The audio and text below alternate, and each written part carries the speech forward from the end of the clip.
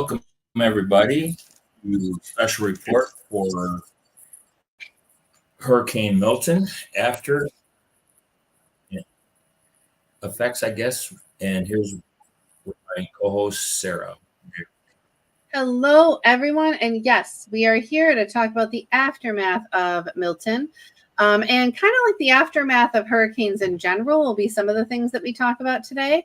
But we are going to have a focus on Florida in most of our examples.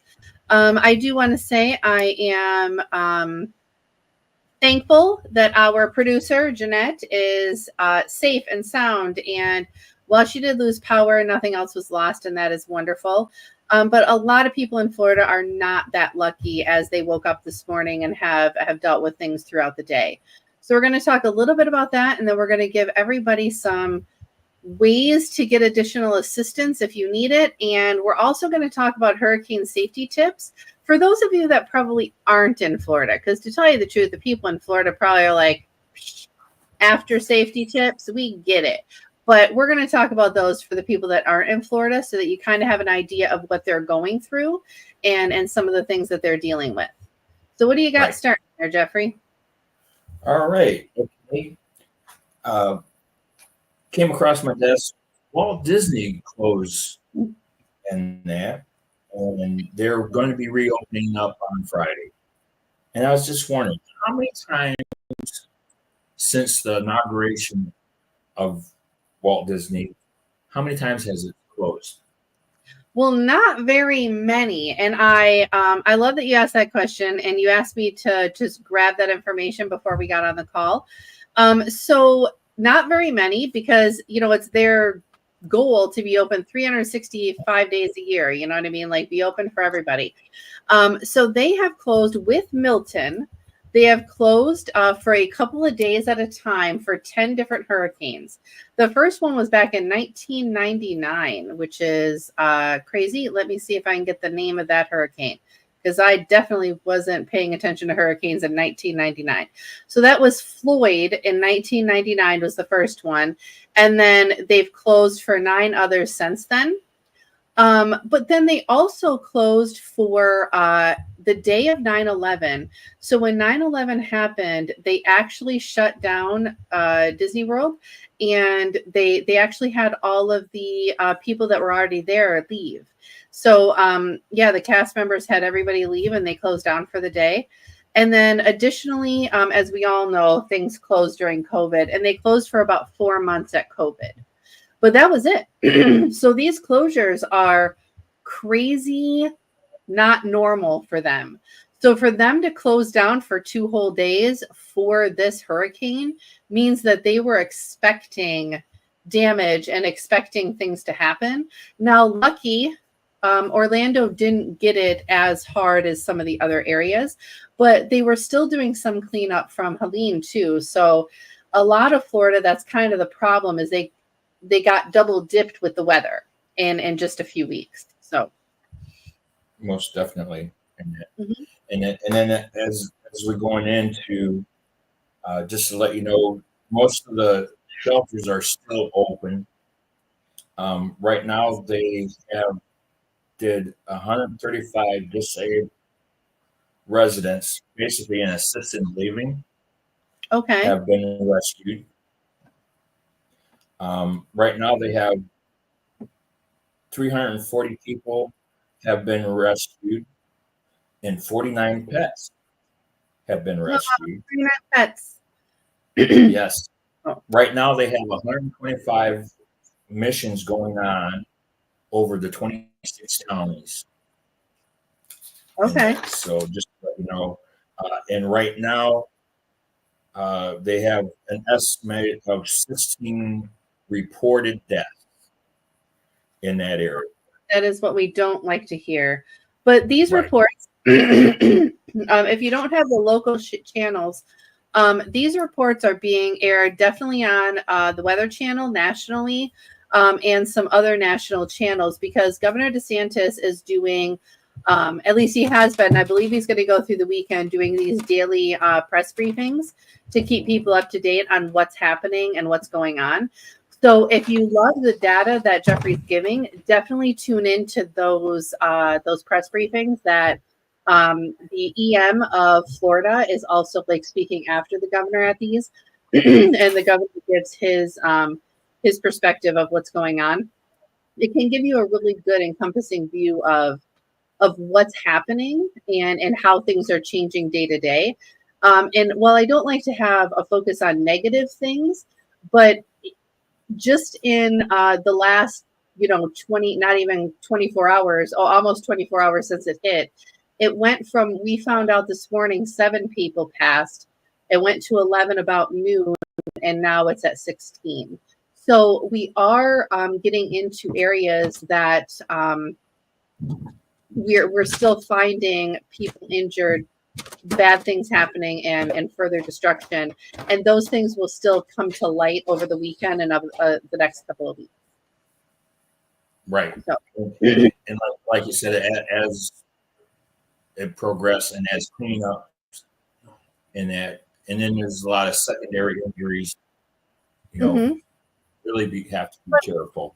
Yeah, but the good things, though, is some of the good things we heard about today. How can people continue to get assistance, Jeffrey? Are there ways that the people in Florida can still get assistance and get help for themselves or their businesses?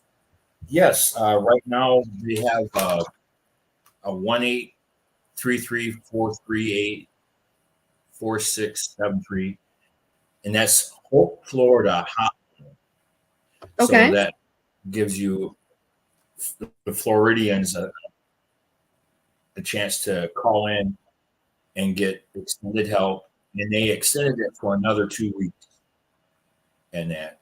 So. And this hotline is the one hotline that'll give you all the options. So this will give you the government options and the nonprofit options that are there to help. So if you need assistance and you're in Florida and you're like, I don't know where to turn, I don't know what my next steps are, this is the number for you to call. They can walk you through those next steps. And that is a 24/7 hotline. Okay. Yes. So definitely people should see this if they're in Florida, but also if you're watching this and you know people in Florida, grab that number and send it to the people that you know. If they're not watching the TV, you know what I mean? Like if they're not TV people, they may not get this number. Or they right? may still have electricity or something. Right. Exactly. So text them that number and that. And then, like you said, residents helping residents, and then churches, coming in and helping recovery and that. And there's another program for small businesses. Ooh. They have over $50 million available in that for small businesses and that. And I'll bring up that down there. Let's see here. Well, you said while you're looking that up, it's for small businesses and farmers, if I remember correctly from some of your data. Yes, over $50 million available at Florida. Let's see. FloridaDisasterFund.org. Yeah. Sorry. No, you're fine. It's hard to find a website to talk at the same time. So. Yeah. So you'll be able to go in there and they'll show you how to process that. Mm-hmm. And the interest rates is zero interest rate, and very forgiving payment plan. Okay. And so actually Florida is really doing a lot for the small business and that agricultural business, citrus business, and the cattle farmers and that. So, and then we'll let this run a little bit, and then we'll bring up the after hurricane safety tips. Yes, the after hurricane safety tips. All right. So as we go through these, Jeffrey's going to start at one, but as we go through these, I want people to understand that we are focusing on, flooded areas after hurricane, but a lot of these things can be applied to any disaster. And as Jeffrey and I continue this, you're going to see a version of this list pop up for other disasters, with some things tweaked and changed because, certain disasters, you don't necessarily need to do all of these things. So what is the number one thing you should do after a hurricane, Jeffrey? Basically is you assess your surroundings, your building, and that make sure you have structural integrity. Okay. And then like for the first one here, it says avoid flooded areas, stay away from standing water, so you don't know really how deep it is, or if you're driving, and you're on the road, it could have a sinkhole or something like that. And then you got critters in Florida, so a lot of them are displaced. So you really got to be careful. And then I actually saw a video of it was like an underground parking lot that was flooded, that there were actually 6 alligators, the weather guys were videotaping it from a safe distance, right? But there were 6 alligators in this parking garage just swimming by the cars. It was more right, reasons yeah. to live in Illinois. Just saying, there's no alligators here trying to eat me. And then you have to worry about bacteria in the water. So you might, I think they had one death in Helena about someone having a bacteria disease get in their skin and die from it. Oh. So you really have to be careful. You got to be careful with that. I agree. And then the next one up here. Yeah. So one of the things along with flooded areas is down power lines, but also with all of the water, if a down power line is in the water, that can make the electricity exponential. So you can actually step in the water a ways away from a down power line, and you can still have that electrical charge hitting you. So we learned this in I think kindergarten, somewhere in that realm. Do not attempt to move or touch downed power lines. Please do not do that. Okay. So if you see one, call your local electric company, or if you don't know the number, you can always dial 211, which is the non-emergency line, because you don't want to back up 911 with a down power line. But you can call 211 and they will get a hold of the local electric company and have them come out and make that area secure. Most definitely. And so now there, like you said, for waterways, because you don't see the power line that's underneath it. That's true. So you can get electrocuted that way too. And then the next one is power generation safety. And so it's really, make sure that your generator is outside your building or your home. Yeah, Jeffrey, why should it be outside? Because of the fumes from the gas or from the generator. Right. You could kill yourself, people. All right. Right. Or if it's ventilated, it might vibrate loose and build up. So that's why you keep it outside. And basically just be able to run your refrigerator or be able to charge your phones and stuff like that. Mm-hmm. So, and then what's the next one coming up? The next one is watch for debris. But I'm going to take this a step further. It's don't touch the fallen debris unless you are 100% sure that it is secure.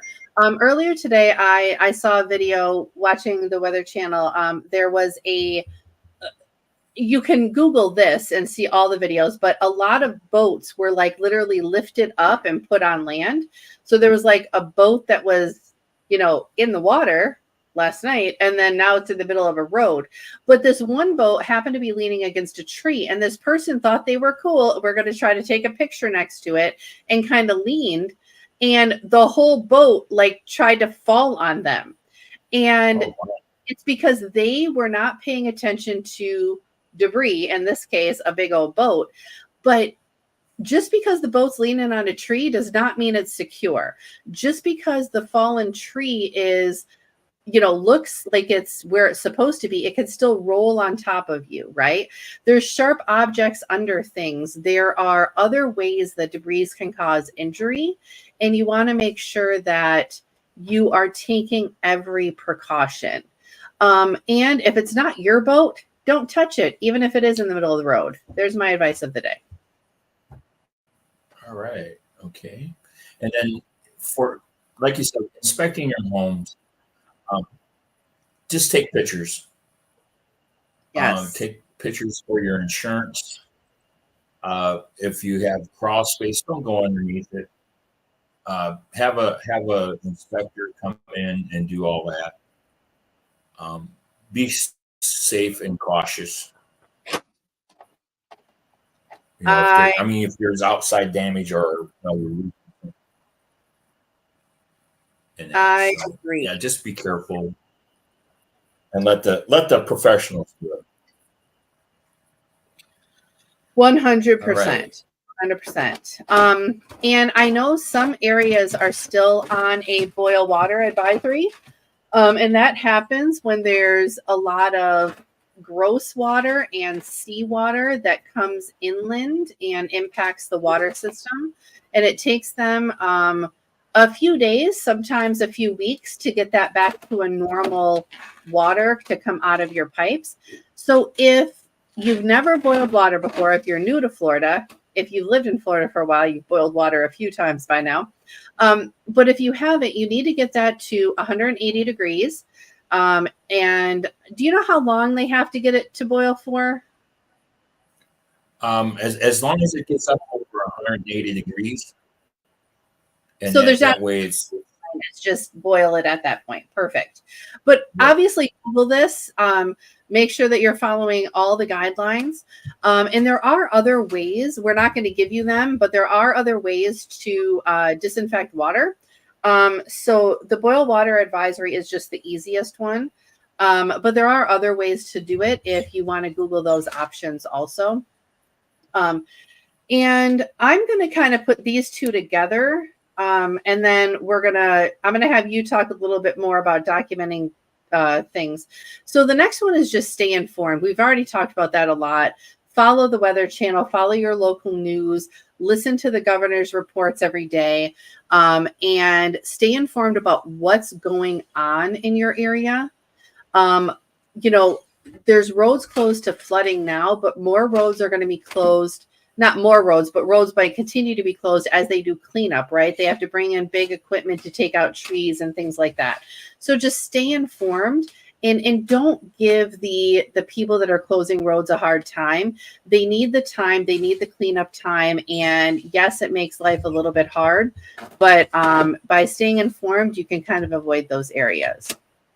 So I'm going to let you do 8 because you were talking about inspections earlier, and I think this kind of goes with that. Right, most definitely. And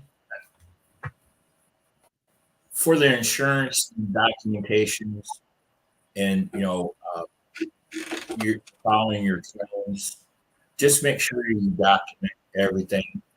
Or if you have a contractor come in and stuff like that, make sure that they're certified and that because they are some scammers out there. Yes. Really sad that they take advantage of people at this time of and that. But like you said, with notifications, documentation, just make sure that you have everything in a safe spot. And then like we touched on the wildlife and that, because like you said, you guys got a lot of poisonous snakes, you got a lot of poisonous lizards, you got a lot of things, alligators, crocodiles. Because one side has crocodiles and one other has alligators, Yeah. and that's Well, and the and flooding also, fire ants can form on top of water. And that's so right. when hurricanes happen, especially as the waters start to recede, fire ants will collect on top of water, and it looks like a little red blob, but it can be very dangerous too. And while a couple of bites may not kill you, a patch of fire ants can really cause some damage. So Right. that too, maybe not wildlife, but it's still kind of wild. Well, no, it's there are dangerous, and some people are allergic to them, Mm-hmm. and that, just from the bites, and that. So, and then we're going to use the power tool safety. Sure. So using power tools safely means Sarah shouldn't use power tools at all, whether it's after a disaster or not. This is not my forte. But honestly, it's one of those things when you're trying to get something done after a disaster, you want it done quick. You're like, I just want to get back to my normal life. I want to have this fixed. Da, da, da. And then the next thing you know, you're injuring yourself because you don't know how to properly use the circular saw, or you don't know how to properly use the drill, or whatever the case is, or you cause more damage to your house than what was before, right? And Right. so you don't do any of those things. So if you're not comfortable using the power tools, don't do it. Hire somebody, ask your neighbor, your brother, somebody to come over and do it for you. But just make sure you're following all the safety protocols and keeping your well-being and that at the forefront. Yeah, and then like you said, safety with the chainsaw and stuff like that. You know how they fall trees and limbs, Oh yeah. and make sure that they are clear from power lines, because as you're cutting it or trying to clear it, it might fall into it, Mm-hmm. and so you really got to be careful. And and like you said, take care of your health coming up. Make sure you drink a lot of water, because right now I know the temperatures are kind of low right now. Like I think today was in the 75. You're supposed to get down to 64s. Mm-hmm. So it's a mild fall weather for Florida. Sure. But still make sure that you need to stay hydrated. Make sure, because you're out doing physical activity, and that you got to replenish the fluids because you're sweating it and you don't realize it. And that, so constantly need to take care of your health. And Yeah, and you can still, even when it's cool weather, you can still get sunburn or sunstroke. A lot of people don't realize that until they've lived in a cold area, that you can actually still sunburn in the middle of the winter. Ask anybody who's skied without the proper equipment. You can still get a sunburn. So just make sure that you take care of yourself with that. The next thing on the list is checking for fire hazards. And I think we touched base a little bit on this of, making sure that you let the professionals take care of things if you're not that person. But part of this is not adding to the fire hazards. So a lot of times when we lose power, we want to use candles. And that's fine if you're monitoring them 100%. But if you have little kids, or you have a dog with a flappy tail, right? I have a dog with a tail that doesn't have a mind, like he doesn't control. So you want to be careful of using candles for that, and you should opt for power batteried flashlights instead, especially at night, and especially if you have young kids or pets that could knock them down. So And then I'm going to do number 13, and then I'm going to have you do 14 and 15 and round us out on this. So your emotional well-being in all of this is so important, right? When you look at your yard and there's trees down, or you look at your house and there's windows missing or roof missing, or just you haven't been able to get home because you're in a shelter still, whatever the case is that you're going through. Even if you were like Jeanette, who, lost power for a little bit and, was completely safe other than that, there was still a stress involved with that because she did tell us that she didn't sleep well last night. Obviously, there was a hurricane coming through, right? But that causes stress, anxiety, and trauma at times that are super common. Okay. So talk to people about it. Let people know how you're feeling and talk to your neighbors. They're probably going through the same thing if you feel like other people in your life may not understand. But pick somebody, talk to them, and handle your emotional well-being also, and make sure you know that it's normal. You're right. And like you said, we're driving with caution. I mean, if you can stay put until they give the all clear, Yeah. in that, it's better to stay safe and don't drive anywhere, and stay away from standing water, and like you said, because there's a lot of sinkholes, Mm-hmm. in the roads. They're covered with water and stuff like that, standing water, and that in that. But I just got a text message in that Okay. saying that reason why she didn't really sleep well because she didn't have